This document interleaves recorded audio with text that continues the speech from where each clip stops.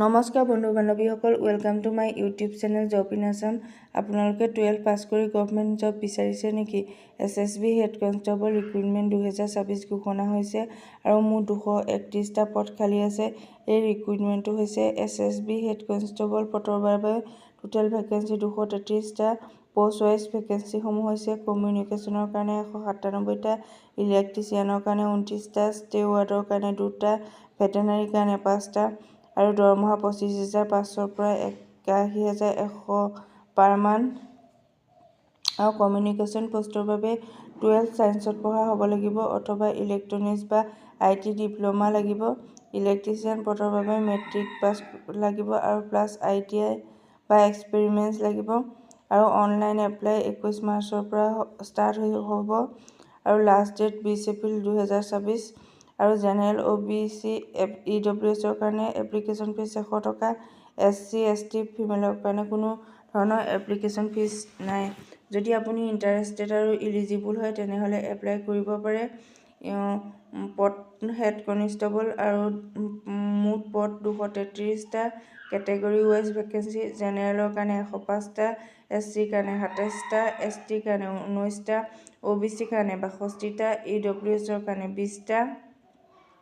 আৰু post wise vacancy ষ্টেৱাৰ্ডৰ কাৰণে 2টা, কমিউনিকেশ্যনৰ কাৰণে 197টা আৰু ইলেক্ট্ৰিচিয়ানৰ কাৰণে 29টা আৰু ভেটেনাৰীৰ কাৰণে 5টা। আৰু পে স্কেল 25,500 পৰা 81,100 পাৰ মান্থ।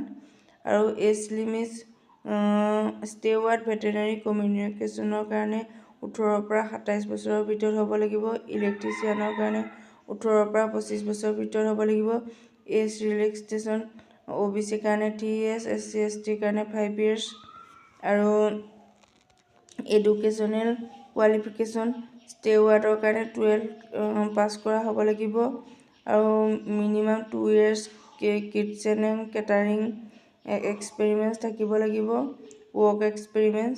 আৰু কমিউনিকেশ্যনৰ কাৰণে 12 পাছ লাগিব।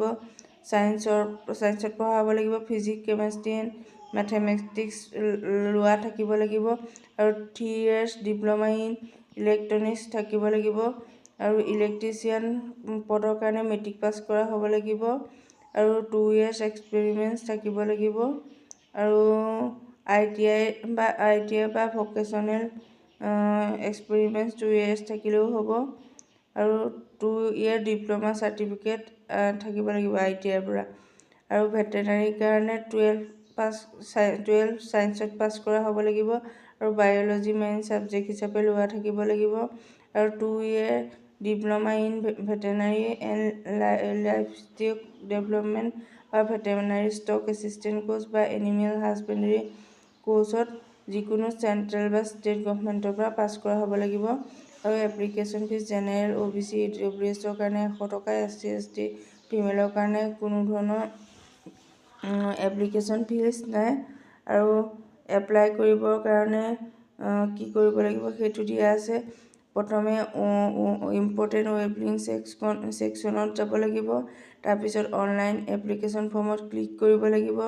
তাৰপিছত পাৰ্চনেল এণ্ড এডুকেশ্যনেল ডিটেইলছসমূহ ফিল আপ কৰি নেচেচেৰী ডকুমেণ্টসমূহ আপলোড দিব লাগিব। তাৰপিছত এপ্লিকেশ্যন ফিজ পে'মেণ্ট কৰিব লাগিব আৰু ফৰ্ম ছাবমিট কৰিব লাগিব। লাষ্টত এপ্লিকেশ্যন ফৰ্মৰ প্ৰিণ্ট আউট কপি এটা ল'ব লাগিব। আৰু ইয়াত ষ্টাৰ্টিং ডেট লিখা আছে 21 মাৰ্চ আৰু লাষ্ট ডেট 20 মাৰ্চ।